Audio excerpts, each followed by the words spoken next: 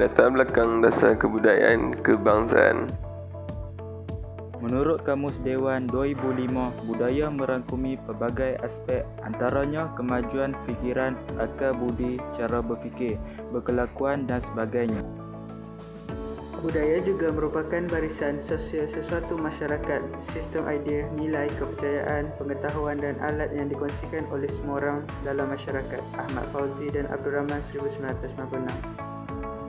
Dasar kebudayaan kebangsaan adalah sebahagian daripada dasar-dasar yang digubah dan dilaksanakan bermula dari Rancangan Malaysia Kedua pada tahun 1971 hingga 1975, Kependukan Program Jangka Panjang Dasar Ekonomi Baru 1971 hingga 1990 dan Rancangan Pembangunan Negara yang seterusnya.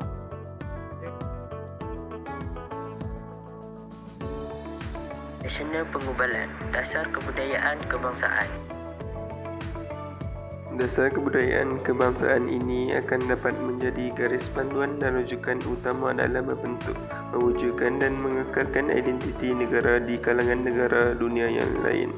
Pelaksanaan dasar ini juga secara tidak langsung akan dapat mewujudkan perpaduan antara kaum dan seterusnya, membangunkan negara pada masa yang akan datang.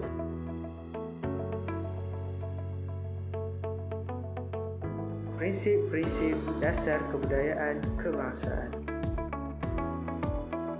Yang pertama, berteraskan kepada kebudayaan rakyat asal rantau ini. Yang kedua, unsur-unsur kebudayaan lain yang sesuai dan wajar serta boleh diterima kebudayaan. Yang ketiga, Islam menjadi unsur-unsur yang penting dalam pembentukan kebudayaan kebangsaan. Objektif dasar kebudayaan kebangsaan: mengukuhkan perpaduan bangsa dan negara melalui kebudayaan kebangsaan.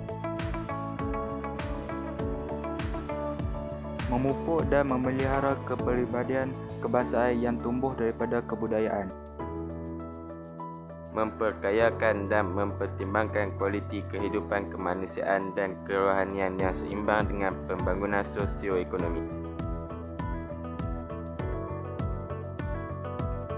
Strategi pelaksanaan Dasar Kebudayaan Kebangsaan. Melakukan pemulihan, pemeliharaan dan pembangunan kebudayaan ke arah menguatkan lagi asas-asas kebudayaan kebangsaan di negara ini.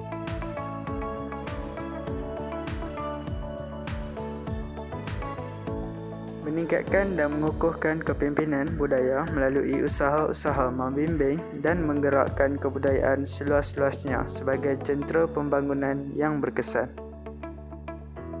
Memenuhi keperluan sosial budaya dan meninggikan taraf serta mutu kesenian.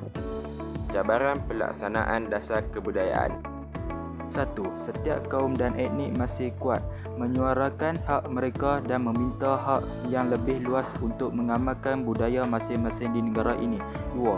Setiap kaum juga masih tidak mampu untuk bekerjasama dan bersatu antara satu sama lain. Sebagai contoh, kaum yang banyak terdapat di Malaysia ialah kaum Melayu, kaum Cina dan kaum India. Pencapaian Dasar Kebudayaan Kebangsaan. Identiti kewarganegaraan dan seni budaya jelas terlihat dalam perayaan-perayaan rasmi dan tidak rasmi di seluruh negara. Identiti kewarganegaraan dapat dilihat penggunaan bahasa Melayu sebagai bahasa rasmi negara di peringkat sekolah rendah dan menengah di seluruh negara. Rancangan-rancangan kebudayaan yang disiarkan oleh stesen televisyen kerajaan dan swasta. Kepentingan Dasar Kebudayaan Kebangsaan. Garis panduan dalam membentuk dan mewujudkan satu bangsa yang bersatu padu serta mengekalkan identiti negara. Asas perpaduan dalam menyatukan rakyat yang berbilang kaum di negara ini. Akhir sekali, memupuk kesedaran kebangsaan dan kenegaraan dalam bentuk kerohanian dan kemanusiaan seimbang. Sekian saja dari kami. Assalamualaikum dan terima kasih.